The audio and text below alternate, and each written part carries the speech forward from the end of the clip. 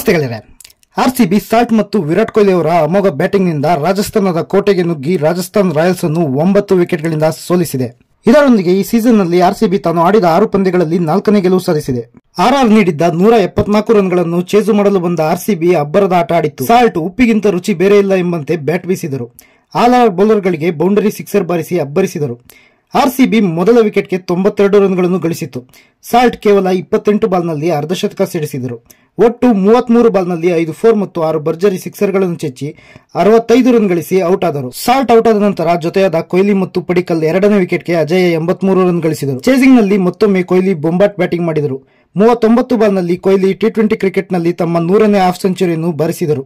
Warner ನಂತರ ಕೊಹ್ಲಿ 2ನೇ batter ಆಗಿ ಹಾಫ್ ಸೆಂಚುರಿಗಳ ಸೆಂಚುರಿ ಮಾಡಿದರು.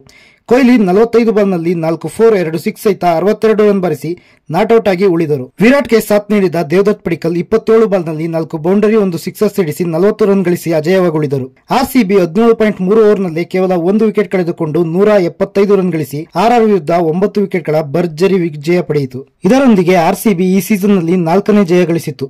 6 ಮ್ಯಾಚ್ಗಳಲ್ಲಿ 4 ಗೆಲುವು 2 ಸೋಲಿನೊಂದಿಗೆ ಪಾಯಿಂಟ್ಸ್ ಟೇಬಲ್ ನಲ್ಲಿ 3ನೇ ಸ್ಥಾನಕ್ಕೇರಿತು. ಇದಕ್ಕೂ ಮೊದಲು ಟಾಸ್ ಗೆದ್ದ ಆರ್ಸಿಬಿ ನಾಯಕ ಪಾಟೀದಾರ್ ಬೌಲಿಂಗ್ ಆಯ್ಕೆ ಮಾಡಿಕೊಂಡರು. ಇನ್ನು ಈ ಮ್ಯಾಚ್ ನಲ್ಲಿ ಆರ್ಸಿಬಿ ಗ್ರೀನ್ ಜೆರ್ಸಿ ತೊಟ್ಟು ಕಣಕ್ಕಿಳಿದಿತ್ತು. ಆರಂಭದಲ್ಲಿ ಆರ್ಆರ್ ಓಪನರ್ಗಳು ಎಚ್ಚರಿಕೆ ಆಟ ಆಡುತ್ತಿದ್ದರು. ಕೃಣಾಲ್ ಪಾಂಡ್ಯ ಸಂಜು ಸ್ಯಾಮ್ಸನ್ ರನ್ನು 15 ರನ್ಗೆ ಔಟ್ ಮಾಡಿದರು. ಆದರೆ ಜೈಸ್ವಾಲ್ ಭರ್ಜರಿ ಬ್ಯಾಟಿಂಗ್ ಮಾಡಿ ಆರ್ಆರ್ ಸ್ಕೋರ್ ಅನ್ನು ಹೆಚ್ಚಿಸಿದರು. ಜೈಸ್ವಾಲ್ ಹಾಫ್ ಸೆಂಚುರಿ ಬಾರಿಸಿದರು. ಜೈಸ್ವಾಲ್ 47 ಬಾಲ್ನಲ್ಲಿ 2 ಸಿಕ್ಸರ್ ಮತ್ತು 10 4 ಸಹಿತ 75 ರನ್ ಗಳಿಸಿ ಹೇಜಲ್ವುಡ್ ಬೌಲಿಂಗ್ ನಲ್ಲಿ ಔಟ್ ಆದರು.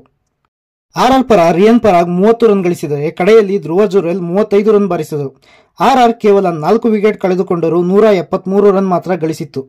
ಆರ್ಸಿಬಿ ಪರ ಭುವಿ, ಯಶ್ ದಯಾಳ್, ಕೃಣಾಲ್ ಪಾಂಡ್ಯ, ಹೇಜಲ್ವುಡ್ ತಲಾ 1 ವಿಕೆಟ್ ಕಿತ್ತರು. ಇನ್ನು ಮ್ಯಾಚ್ ವಿನಿಂಗ್ ಆಟ ಆಡಿ ಆರ್ಸಿಬಿ ಗೆಲುವನ್ನು ಸುಲಭಗೊಳಿಸಿದ ಪಿಯೂಷ್ ಸಾಟ್ ಈ ಪಂದ್ಯದ ಮ್ಯಾನ್ ಆಫ್ ದಿ ಮ್ಯಾಚ್ ಆದರು. ಆರ್ಸಿಬಿ ತನ್ನ ಮುಂದಿನ ಮ್ಯಾಚ್ ಅನ್ನು ಶುಕ್ರವಾರ ಪಂಜಾಬ್ ವಿರುದ್ಧ ಆಡಲಿದೆ.